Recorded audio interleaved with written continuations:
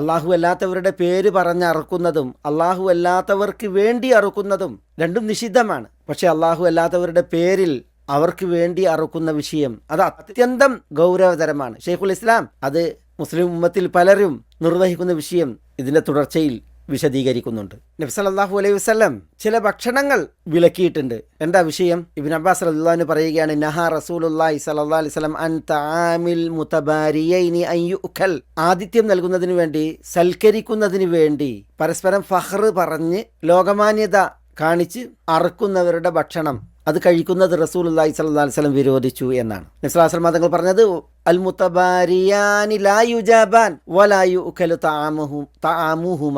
പൊങ്ങച്ചത്തിന് വേണ്ടി, ലോകമാന്യതയ്ക്ക് വേണ്ടിയിട്ട് അറവ് നടത്തുക, എന്നിട്ട് ആളെ തീറ്റിക്കുക. അവരുടെ ക്ഷണം സ്വീകരിക്കപ്പെടാവതല്ല, അവരുടെ ഭക്ഷണം തിന്നാനും പാടുള്ളതല്ല. ഇതാണ് നബി സല്ലല്ലാഹു അലൈഹി വസല്ലം തങ്ങളുടെ വിലക്ക്. നഹാ റസൂലുള്ളാഹി സ്വല്ലല്ലാഹു അലൈഹി വസല്ലം അൻ മുആഖറത്തിൽ ആറാബ്.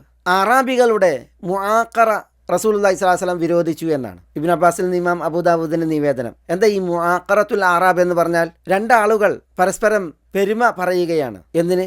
ഞാൻ ഇത്ര ഒട്ടകങ്ങളെ അറുക്കും, മറ്റേവൻ പറയും ഞാൻ അതിനേക്കാൾ കൂടുതൽ അറുക്കും. എന്തിനാ ഇവർ അറുക്കുന്നത്? ആളുകളെ ഭക്ഷിപ്പിക്കാനാണ്. പക്ഷെ അറുക്കുമ്പോൾ ഇവർ ഫഖ്ർ പറയാണ്, പരസ്പരം ദുരഭിമാനം നടിക്കുകയാണ്, അത് പ്രഖ്യാപിക്കുകയാണ്.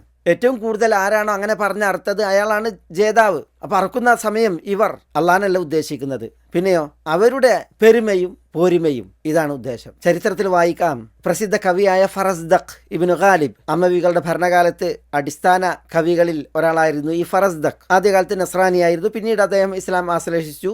ഏതായാലും ഈ ഫറസ്ദഖിന്റെ പിതാവ് ഗാലിബ് 100 ഒട്ടകങ്ങളെ അറുത്തു എന്നാണ്. എന്തിന്? ഫഖറിന് വേണ്ടി, അയാളുടെ കുടുംബത്തിന്റെ പോരിമ പറഞ്ഞ്. അപ്പൊ അതിനോട് വെല്ലുവിളിച്ച് മറ്റൊരാൾ 100 ഒട്ടകങ്ങളെ അറുത്തു. കിടമത്സരം, പരസ്പരം കുടുംബ മഹിമയും പോരിമയും പറഞ്ഞിട്ടുള്ള ഈ ഈഗോ, അങ്ങനെയാണ് അവര്, ആ പേരിലാണ് അവർ അറക്കുന്നത്. അലി റളിയല്ലാഹു തആല അൻഹു ആ വിഷയത്തിൽ ഹുക്മ് പറഞ്ഞത് അവരർത്ഥത് ഭക്ഷിക്കാവതല്ല എന്നാണ്. കാരണം അത് മാ ഉഹില്ല ബിഹി ലിഗൈരില്ലാഹ്, ആ ഗണത്തിലാണ് വരിക എന്നുള്ളതിനാലാണ്. ഇവിടെ ഈ ഹദീസുകളിൽ പറഞ്ഞ മുആഖറത്തുൽ ആറാബും അപ്രകാരം തആമുൽ മുതബാരിയൈൻ എന്ന് പറഞ്ഞില്ലേ, അൽ മുതബാരിയാനി ലാ യുജാബാൻ എന്ന് പറഞ്ഞില്ലേ, അവിടൊക്കെ ഇവരറക്കുന്നത് പൊങ്ങച്ചത്തിൻ്റെയും ദുരഭിമാനത്തിൻ്റെയും വിഷയത്തിലാണ്. അത് ഭക്ഷിക്കരുത് എന്നുള്ളതാണ് വിലക്ക്.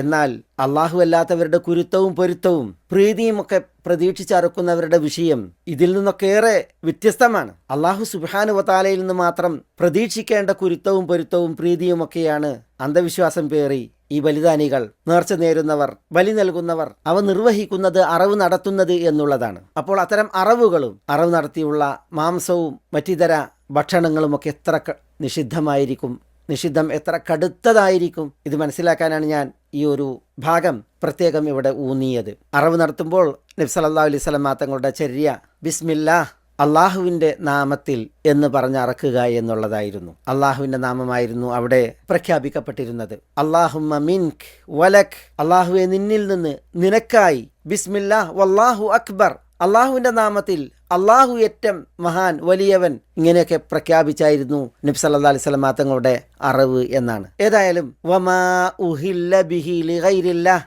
എന്ന ഭാഗമാണ് ഇന്ന് നമ്മൾ മനസ്സിലാക്കിയത്.